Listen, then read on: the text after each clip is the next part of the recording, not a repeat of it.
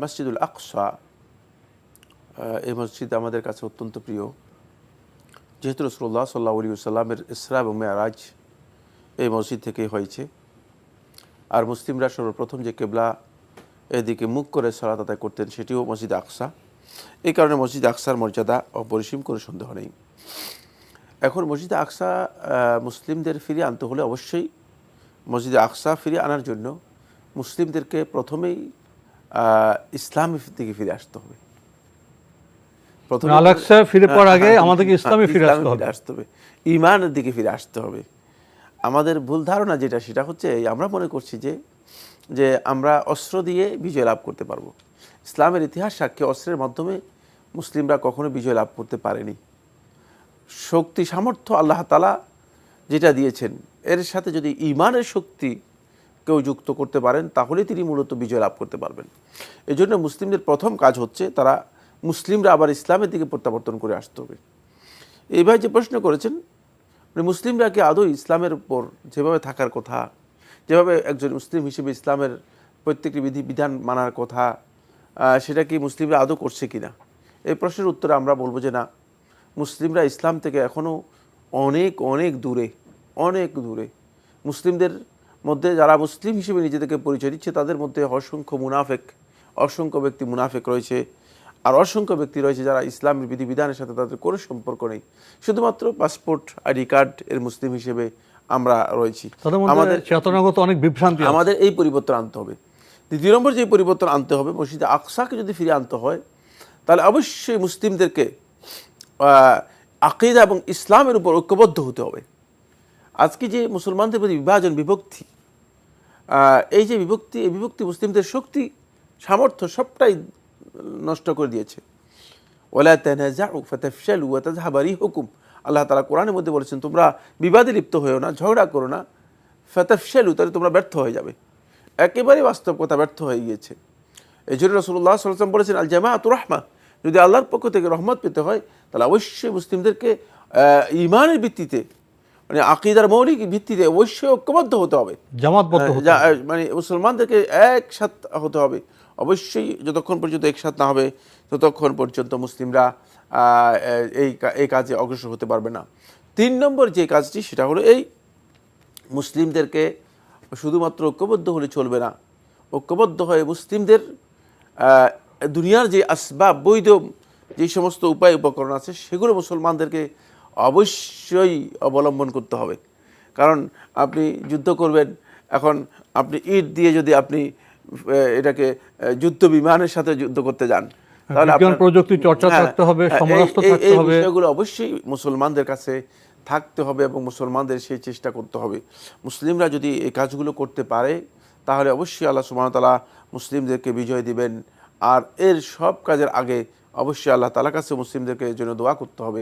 আমরা জানি দোয়া হচ্ছে সর্বপ্রথম, দোয়া কিন্তু মানে সর্বপ্রথম, শেষ নয়। অনেকে মনে করে থাকেন দোয়া হচ্ছে শেষ, না, দোয়া হচ্ছে সর্বপ্রথম। যদি আমরা আল্লাহ তাআলার কাছে সত্যিকার প্রত্যাবর্তন করতে পারি, ধর্ণা দিতে পারি, আল্লাহ সুবহানাহু ওয়া তাআলা আমাদের জন্য সাহায্য দেবেন, যতই পরাশক্তি সেখানে কাজ করুক না কেন। কিন্তু যদি আল্লাহ তাআলার কাছে আমরা ধর্ণা দিতে না পারি তাহলে আমরা ব্যর্থ হয়ে যাব, এটাই বাস্তব। আর সেটাই মূলত মুসলমানদেরকে করতে হবে। এক্ষেত্রে বর্তমান যে পরিস্থিতি, সেই পরিস্থিতি মুসলিমদের অপরিহার্য। এখন বর্তমানে মুসলিমরা আল্লাহর কাছে বেশি বেশি ফরিয়াদ করবে, দোয়া করবে, আল্লাহ তাআলা যেন যারা যুদ্ধে আছে, যারা যুদ্ধরত অবস্থায় আছে, যারা কঠিন অবস্থার মুখোমুখি হচ্ছে, তাদেরকে আল্লাহ তাআলার পক্ষ থেকে যেন গায়েবী মদদ দিয়ে আল্লাহ রাব্বুল আলামিন তাদেরকে সাবিতে কদম এবং দৃঢ় মানে পদে শক্তিশালী করেন, সেই জন্য মুসলিমদের জন্য দোয়া করতে হবে। যুদ্ধ বিগ্রহ তো মানব ইতিহাসে নতুন নয়।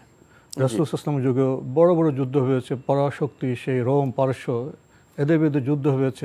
সেই ইতিহাসগুলোকে আমাদের পুনঃপাঠ করতে হবে না? সেই ইতিহাস থেকে আমরা জেনেছি, প্রয়োজনে আল্লাহ তো গায়েবী মদদ দিয়েছেন, ফেরেশতা দিয়েও সাহায্য করেছেন। ইতিহাসে সেই পাতাগুলো প্রিয় দর্শক আমাদের বোধহয় আরও উল্টে পাল্টে দেখা দরকার। আরেকটি প্রশ্ন আপনি করেছেন, আপনি বলছেন যে আপনি জেনেছেন যে কিয়ামতের আগে আল-আকসা আবাদ হবে এবং মদিনা অনাবাদ হবে। এই বিষয়টি আপনি ব্যাখ্যা জানতে চেয়েছেন।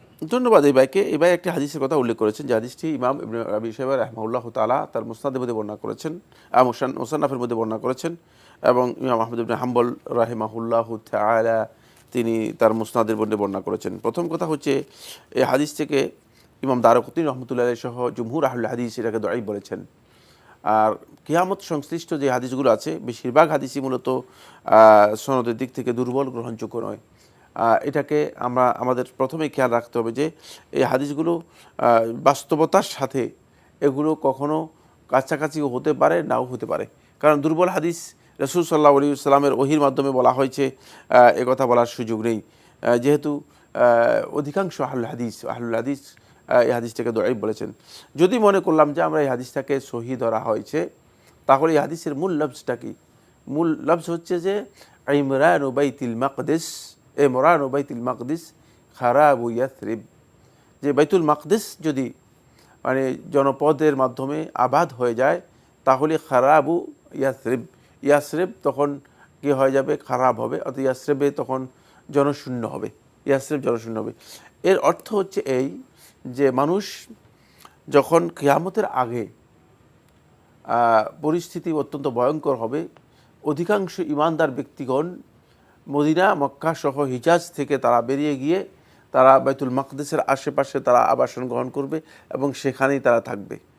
কারণ আমরা জানি যে ঈসা আলাইহিস সালাতু ওয়াস সালাম সেখানেই অবতীর্ণ হবেন এবং তখন পরিস্থিতি এমন হবে যে বাইতুল মাকদিসের ওই সমস্ত অঞ্চলে মানে বেশিরভাগ ইমানদার ব্যক্তিগণ তার নিজের আবাসন গ্রহণ করবে।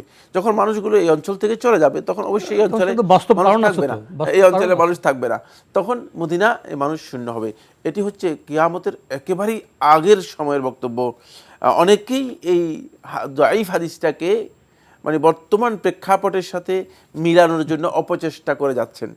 এটি একটা অপব্যাখ্যা এবং অপচেষ্টা, এর মাধ্যমে মানুষদেরকে মিসগাইড করার জন্য চেষ্টা করছেন। এটি হলো কিয়ামতের একেবারেই নিকটবর্তী সময়ের একটি বিষয়, যখন মানুষগুলো হন্যে হয়ে হেদায়েতের জন্য হন্যে হয়ে বিভিন্ন জায়গায় মানে বিচরণ করবে, খোঁজ খবর নেবে, চেষ্টা করবে, অনুসন্ধান করবে। তখন বেশিরভাগ লোক চেষ্টা করে তখন তারা সিরিয়া, বাইতুল মাকদিস এবং মসজিদে আকসার আশেপাশে ওই অঞ্চলে তারা গিয়ে অবস্থান করবে এবং সেখানে তারা একেবারে আবাদ পূর্ববর্তী করবে। সময়। তার আগে তো আরো অনেকগুলো আলামতের বিষয় আছে, জি, সেগুলো তো এখন আসেনি আমাদের। জি, জি।